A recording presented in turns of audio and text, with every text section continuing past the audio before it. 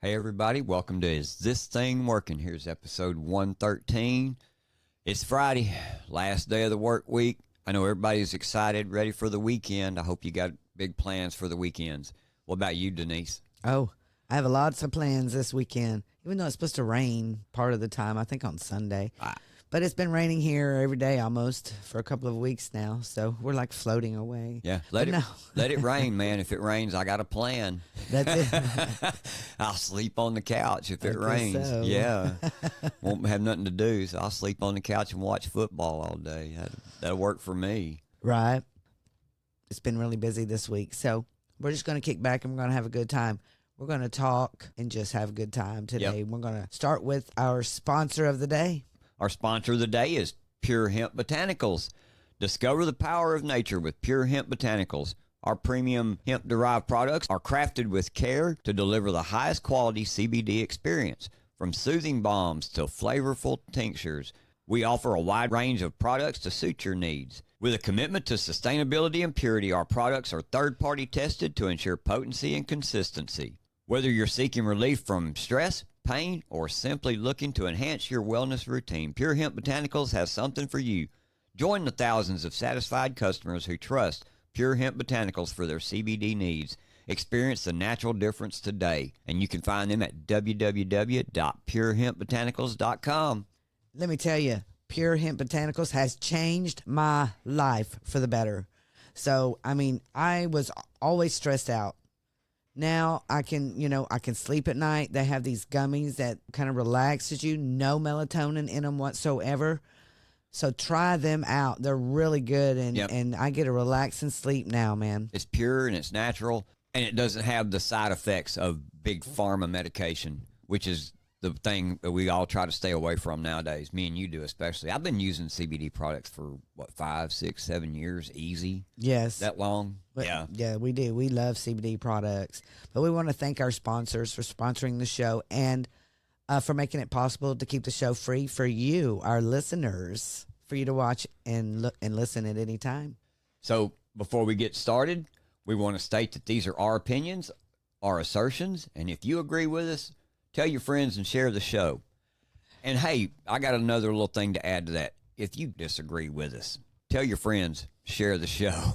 Because, really, if you don't agree with me, I'd love to hear your opinions on it. Love to talk to you. We sure would. Join the live chats. We love a little debate. Yep, we do. It's a lot of fun. But download the Rumble app so you can follow the show and you'll receive instant notifications when we go live Monday through Friday at 2 p.m. Central Standard Time. Be there or be square. Yeah. And with Rumble's new update right now, they're having a little bit of an issue with video playback. We've learned this morning. Hopefully this one will be okay to play at 2 p.m. today. Hopefully it is. Either way, we're going to have it posted. When Rumble gets their stuff worked out, it'll be there for you. That's right, it will. And then it's video playback, so the live stream should go okay. So we're going to start the show with what broke right when we just started to push the button to go on. Big news here. This is real big news. And this comes from Laura Loomer. She said, just in, the D.C. Court of Appeals just rejected Steve Bannon's appeal and upheld his contempt of Congress conviction. This means that Bannon's going to be jailed at some point during the 24 presidential election. United States Court of Appeal, here's the order. Number 22-3086. This is a September term of 2023. This is filed on May the 10th, 2024. The United States of America, appealee versus Stephen K. Bannon, appellant. The order says it is ordered on the court's own motion that the clerk withhold issuance of the mandate herein until 7 days after disposition of any timely petition for rehearing or petition for rehearing. This instruction to the clerk without prejudice to the right of any party to move for expedited issuance of the mandate for good cause shown. What that means is they rejected his appeal, and he's going to have to serve his time soon. Y'all realize what this is? Y'all realize this is election interference? Yes, it is. Because Bannon is the number one person standing in their way. He is pushing populist. He is pushing it, and they don't like it at all. Steve Bannon from the War Room is a hero in the movement right now, and they can't stand it. And it is 6 months to November 5th. Yep. And guess what? He has to serve 4 months of those 6 months. And guess what months those are going to be? You bet. August through November. Yes. Yep. I mean, it's absolutely ridiculous what's going on here. And we are behind Steve Bannon 100%. There's going to be a cry like never before. People are going to be so upset about this. Yep. But that's what they want. That's what they want. They want people to be mad and angry.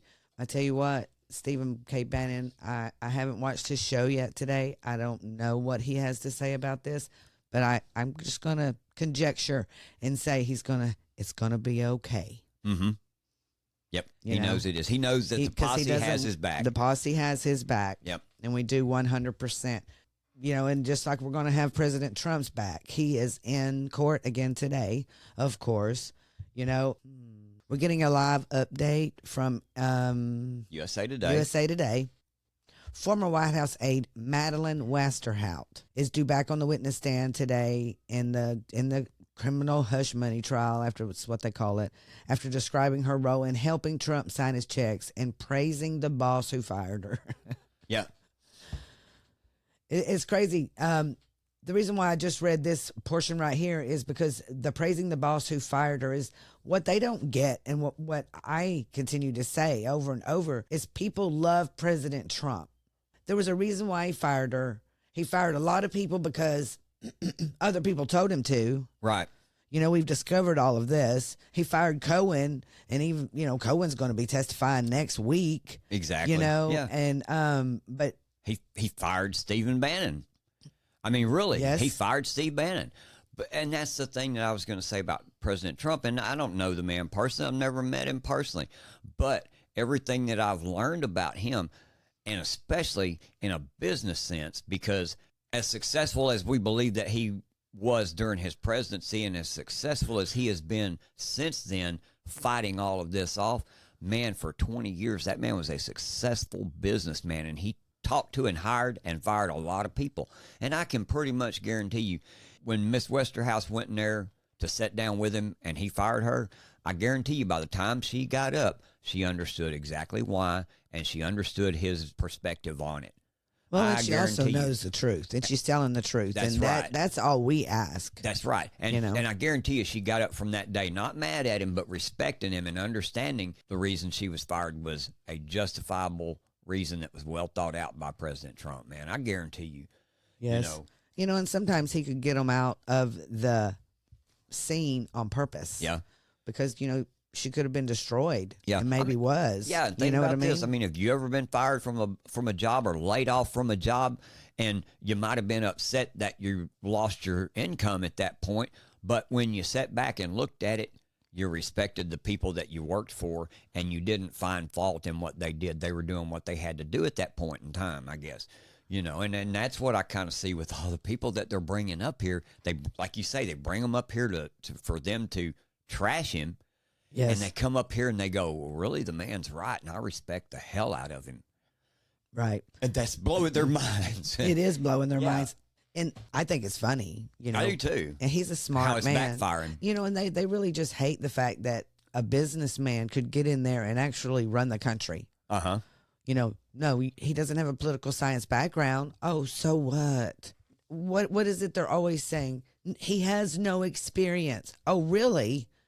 He runs big corporations, and that's how you run in America. Exactly. And he found out about it. Yep. And he's like, oh, no. Because America is a big corporation. It sure is.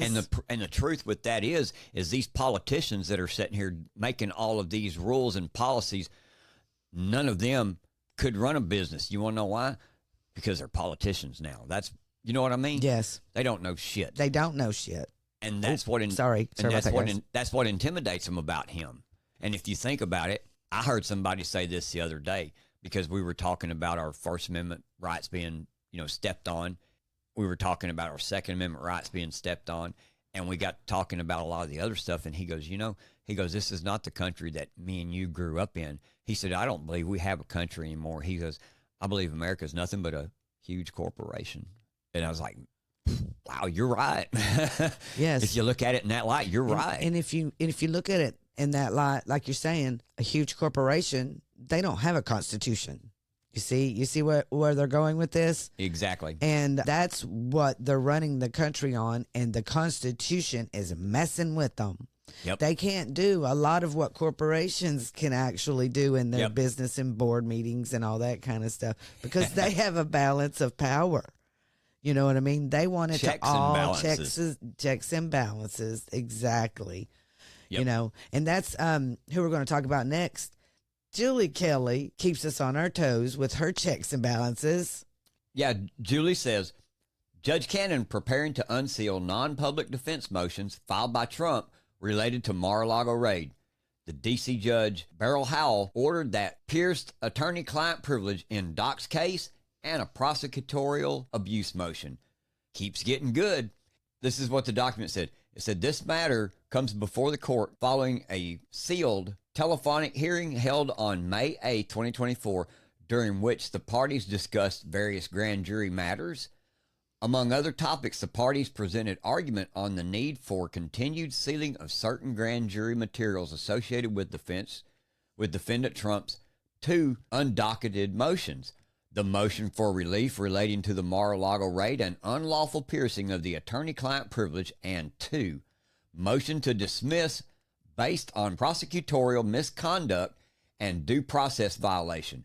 Consistent with the instructions provided to the parties during the sealed hearing, it is hereby ordered and adjudged as followed. So on or before May 16th of 2024, defendant Trump shall submit under seal his current position on the sealing of the two undocketed motions, the associated responses and replies, and all accompanying exhibits.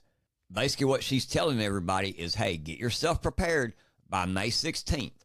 But in the meantime, she's releasing more unredacted documents too. What I think is really cool is she's releasing grand jury materials. To me, that's big that she's releasing the grand jury materials associated, because how many grand juries did they bring up for this? I can't even remember.